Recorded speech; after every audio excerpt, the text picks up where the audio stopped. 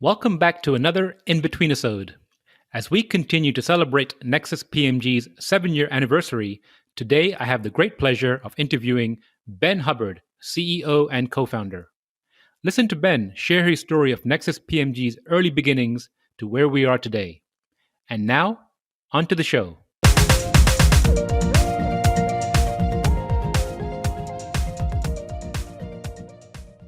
Hello and welcome to another episode of our 7-year anniversary recap.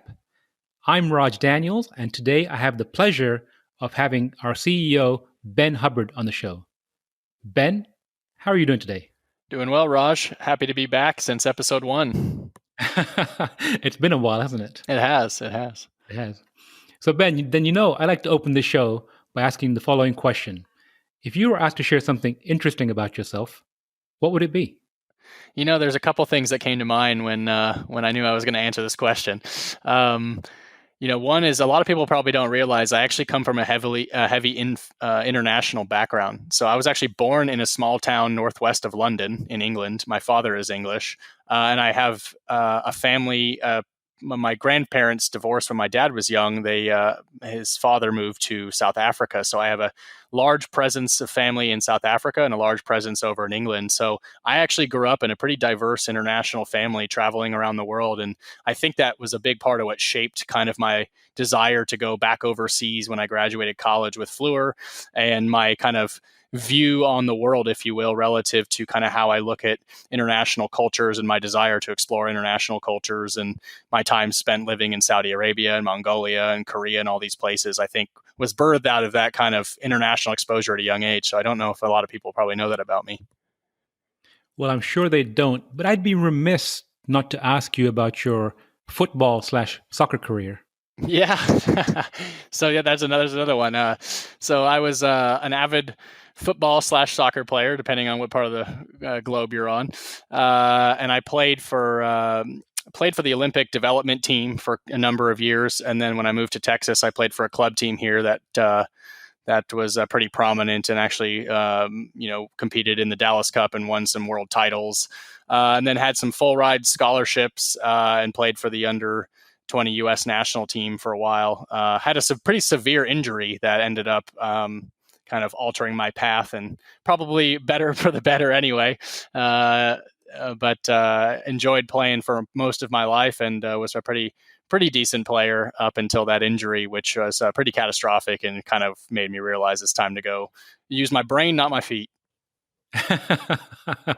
Well, thank you for sharing that. And since you mentioned Fluor, take the audience back 7 years ago. Where are you? What are you doing? And how does Nexus come to life? So Roshan, Paul, and myself are sitting in a man camp in the middle of the Ras Al Khair desert in northeastern side of Saudi Arabia. We were over there working on a high-profile mega project that was an alumina refinery. It was about a $10.3 billion facility, 50,000 craft at peak, which was pretty insane for a project.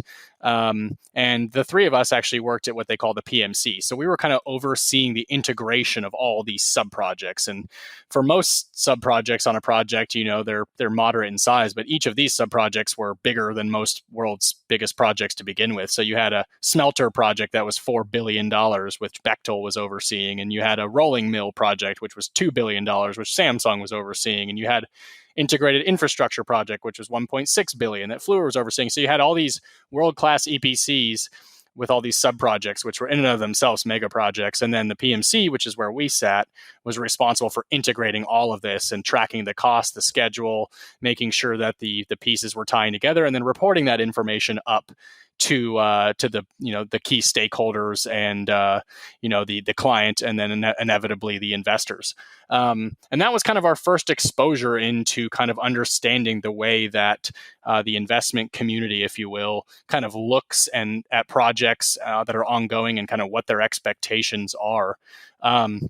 And we got a lot of first hands-on experience in evaluating the risk profile of that project, running Monte Carlo simulations to try to understand what the likely outcomes would be, what the risks were of the interfaces. So if the rolling mill was going to be late, what consequence did that have on the refinery, which had consequences on certain roads being constructed in that area. And so we really got a good understanding of kind of the risk management process. And so as that project came to an end, and I'll say it was 50% the desire to leave the Middle East, because we'd been there living in a man camp for many years. And for me specifically, I right before that, I'd lived in a man camp in the South Gobi deserts of Mongolia, which I suspect will probably lead to you asking more questions than than anything else.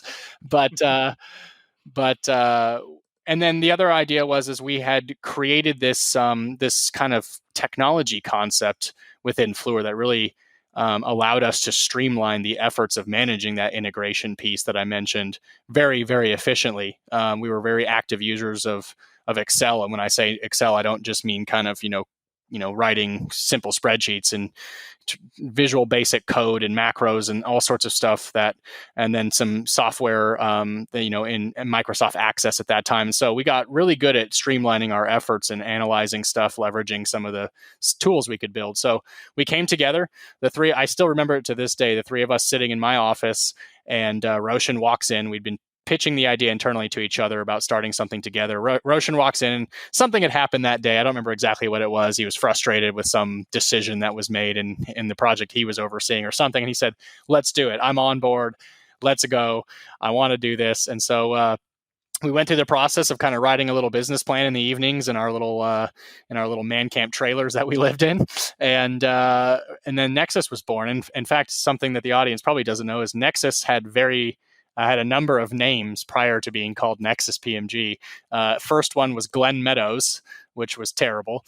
And the second one was HVH Group, Hubbard, Vonnie, Hammond, which my dad told us sounded like a car manufacturer, like the Ford HVH. So we diverted away from that one. And then Nexus came up while we were searching, which, for those that don't know, Nexus kind of means the interconnection point between multiple things, right? And so we kind of saw ourselves as the bridge between the investment community, technologies, and so on. And so that's kind of how Nexus was born.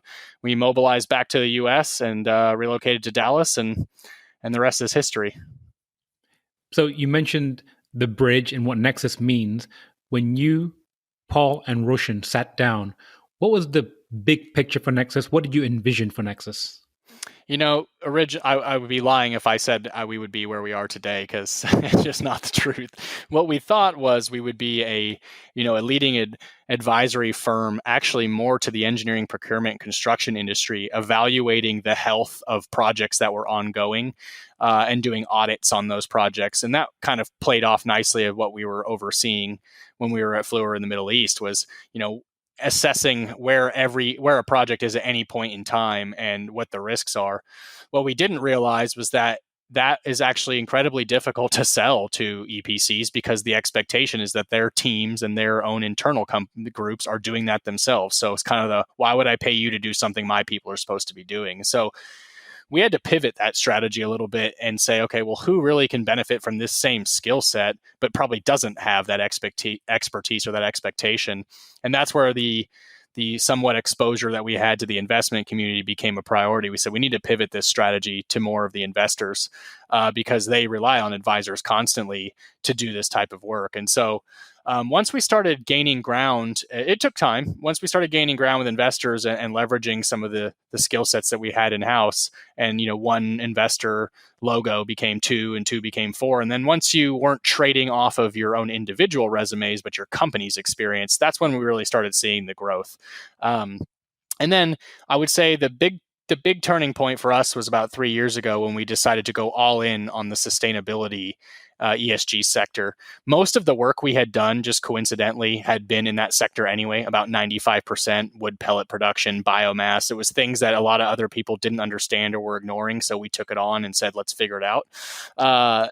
And with that pivot, we rebranded the business, which I think we talked about on the first podcast, and really launched and said, we're going all in. We're going to stand behind this. This is going to be our mission and our vision and our purpose as a business. We are going to better this planet, and we're going to do it through the skill sets that we have. And so that is probably when we really truly understood what Nexus was going to be in the future, and where we are today is following that vision. So you mentioned, figuring it out along the way. And you also mentioned pivoting along the way, and you brought up the zero carbon, low carbon initiatives. So it's late 2018, early 2019. Why such a strong pivot to zero carbon, low carbon initiatives when you could have continued doing what you were doing, addressing, the fossil fuel markets, the metals and minings markets, etc. But you and the team decided to go all in on this. Why? Two reasons. One, I would be lying if I didn't admit that, we believed it was the best thing from a business perspective. We could really see where these markets were going 7 years ago, even in the early days when we were working on these projects. We could see where the money was starting to pour into. We could see, even just things like the trends of the environmental sustainability governance, ESG movement, the amount of companies that were moving in that direction, talking about those types of things. How many projects that were starting to come to us to review as a percentage of the total was increasing year after year as for things in this sector. So from a business perspective, we felt like if we can become the company that is known as the elite advisor and go-to firm in these market segments before anybody else really can catch up to our market share, then nobody can beat us. Because if we've done 20 anaerobic digestion facilities and 15 wood pellet projects before anybody's done one or two, then when we compete against our peers to go after this type of work, we'll just be mountains ahead of everybody else. So from a business perspective, we felt like it was really the right strategic position. And then the second piece of that was it was something to be proud of. We were really excited about it. It's something that the founders and even most of our employees, if not all of them, really stand behind. We felt like, if you can make an impact and it's a good business decision, why wouldn't you do that? And so we were really excited about, standing behind the brand and really living up to stuff that was really at the heart of our kind of conscious, if you will, as individuals, and then just being bold enough to say, you know what, regardless of where this goes, let's stand behind it as individuals. And as individuals, we represent our company, and if our company represents the same thing, then we'll feel pretty strongly about our offering in the marketplace, and then we can back it up with our core values. And so that's kind of the two-headed monster that allowed us to feel confident in doing what we did. And as a leader, as the CEO of the company, when you decided to make that move, what kind of feedback or reactions or responses did you get from some of your peers that were outside of Nexus? It's interesting because I never once felt like any ounce of concern or fear that this was the wrong decision. My biggest stress point was actually, how are we going to convey to some of our existing clients that rely on us for our work in oil and gas or mining and metals that we're not going to support them or those projects anymore? The interesting thing that when the feedback I got as I had those conversations was, oh yeah, by the way, we're launching an ESV fund of ourselves, or we're planning to divest and start moving into those sectors as well. So we'll call you.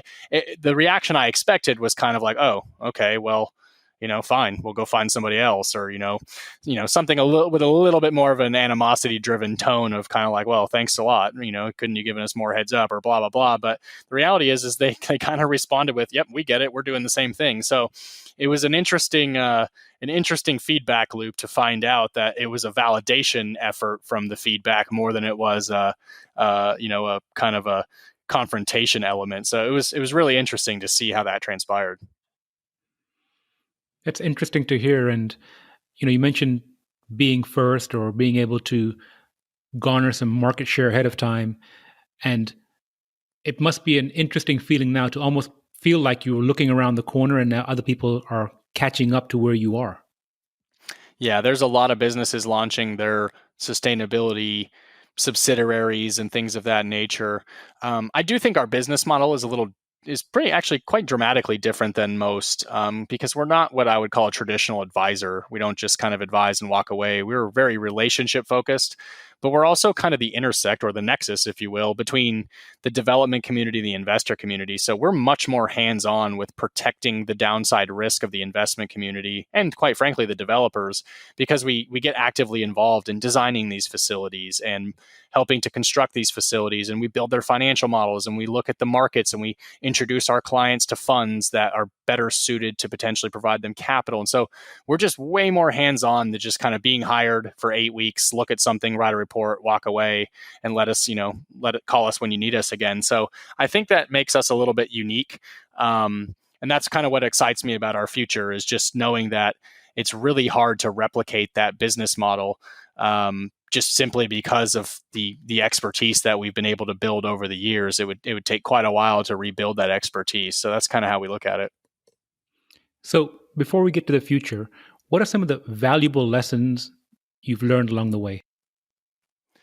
Um, Culture is one that you probably saw me write about recently on our 7-year journey. One thing that you, as a CEO, that is, I could be very honest and very transparent about, is I didn't know what a CEO was. I didn't even know what my responsibility was as a CEO. And at first, it was the 3 of us or 5 of us. And, as you can call yourself a CEO, but it's really nothing more than a title on a business card just to elevate yourself. But in today's environment, where we have dozens and dozens of employees and stuff, I'm starting to find my role, and I'm starting to try to understand what it means to be a CEO. And so for me, learning how to manage the culture of a business and the HR side of things relative to how do we find the right people that want to align with our core values in this, but also have the skill sets we need. How do we make sure that the culture across multiple offices that are geographically diverse is the same? And there's not, you don't have like 3 different companies within one just because they're geographically dispersed.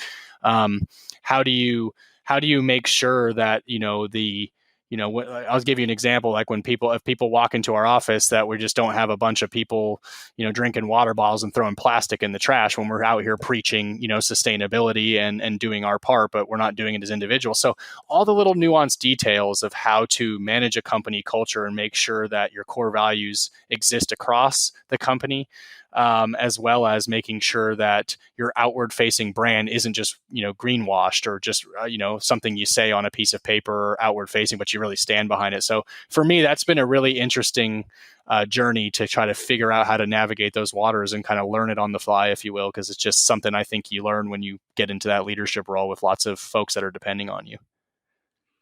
Well, I saw a video of you this morning drinking cricket powder on LinkedIn, so I think you're. I'm going all in. I'm eating bugs. I'll do whatever it takes. Roshan's over there composting and making hot sauce. It doesn't matter. We're in, baby. Let's do this.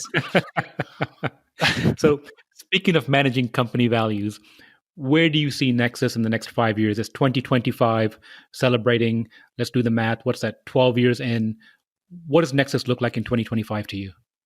Yeah, it's funny. Somebody asked me the other day, kind of, what is the next big thing, or what is your next evolution of the business? And I was really thinking about that, because we have, business plans and we have 5-year visions, and I'll speak to those. But to some extent, I was really reflecting on is we just got to keep doing what we're doing. And sometimes I think a lot of business leaders and businesses overthink about, having to do a million things at once. And we've been victims of that, is, how many places, stretching too thin, if you will. But I think we need to keep doing what we're doing. One thing that makes us, stand out, I believe, is really aligning with our clients to make sure that it's a give and take model. So one thing that we do is, in our business development processes, we typically do a lot of work, a reasonable amount of work, for our potential clients without ever asking for anything. I'm a big fan of, I don't think you have to ask for something or do something with an expectation of receiving something, because most people, if you demonstrate value, good faith and goodwill, they want to work with you and they will reciprocate. So I think for us, it's just to constantly continue to build our brand identity. This podcast is a great example of spreading the message. I really want to accelerate the bigger than us vision, and we got some really cool things that I know you know about, but our audience doesn't know about, coming out, that are a reflection of that. I really want to really push the educational side and get more of a presence with the youth, and make them aware that there are amazing things happening in the sustainability sector at the ground floor levels, and that people are eating crickets, for example, and it's good for the environment. And so that's a big part. In 2025, I really hope that we've grown to the point where I'll just say we're kind of a household name, if you will, relative to what we do. I think we're looking to actively start to invest more and more into these projects, some of our cash flows that we generate as a business, so we can take more of an ownership stake. I think we're looking to really expand our footprint through some intellectual property that we're developing, to make sure that we capture and leverage a lot of the data that we've gathered over the last several years to really add incremental value to our clients. And some of that will be open sourced as well. So we're going to provide a lot of really great information to make sure more projects have the tools they need to get off the ground and connect with capital providers. So I think it's just keeping our foot on the accelerator and just making sure more of these projects can come to fruition by, offering our skill sets, offering some of our tools, and then our kind of mission around the media empire that we're trying to build around the podcast and some of the original content we're writing and those types of things. So that's kind of where I see us in 2025. Well, Ben, it's been great catching up with you, and I look forward to working shoulder to shoulder with you to accomplish Nexus's vision. I appreciate it, Raj, and I appreciate everything you're doing. This podcast is outstanding, and I've gotten a lot of really good feedback. And to those listening that haven't been on the podcast, if you want to be on it, I highly recommend you give a shout out to Raj because he's a great interviewer and you'll really enjoy it. It's a fun process. Appreciate it. While you're saying that, it's btu@nexuspmg.com. Thank you so much. Thank you for listening. If you like our show, please give us a rating and review on iTunes. And you can show your support by sharing our show with a friend or reach out to us on social media where you'll find us under our Nexus PMG handle. If there's a subject or topic you'd like to hear about, send me an email, btu@nexuspmg.com, or contact me via our website, nexuspmg.com. And while you're there, you can sign up for our monthly newsletter where we share what we're reading and thinking about in the clean tech, green tech sectors. Bigger Than Us is a Nexus PMG production.